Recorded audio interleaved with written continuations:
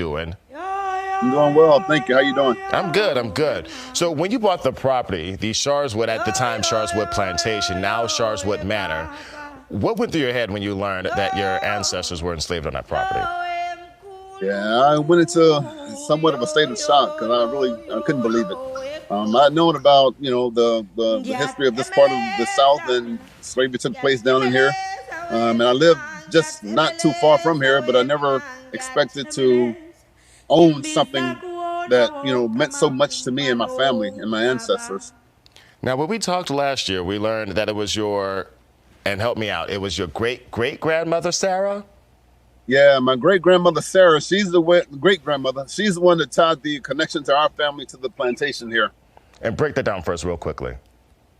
Yeah, well, we did some research on the property here, and my sister, she talked to the genealogist, and we connected Sarah's brother, who was born in 1862, I think it was, and we connected those two individuals together. Her brother David, no, her brother Sam, her brother Sam, and tied those individuals together and placed us directly with this plantation. How does it feel to say not only own a piece of history, but you have a piece of your history that is now in your possession? How does it feel? Feels good. I've never heard of it. I don't think anyone else can imagine it, because I don't think it.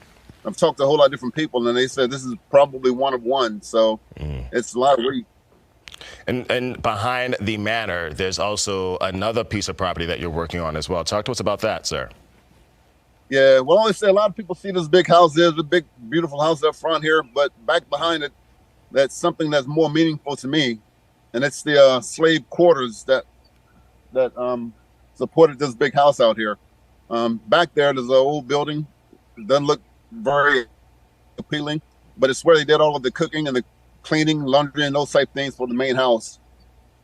And so, in addition, because we're running out on time, there's a lot we could talk about. But you also have the not only slave house, but the slave cemetery that you're looking at as well, that you're looking to restore. Yes, I'll tell you, it's only property adjacent to mine. It was owned by the Wyatt family. Turned out there was a slave cemetery there, the ones that's for the plantation. I went to the owners of that property there and asked them if I could buy it from them, and they donated it to me. So I was very pleased about that.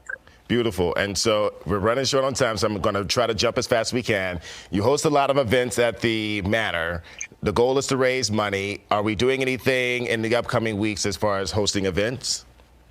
Well, we're in the planning stage now for our annual Juneteenth celebration.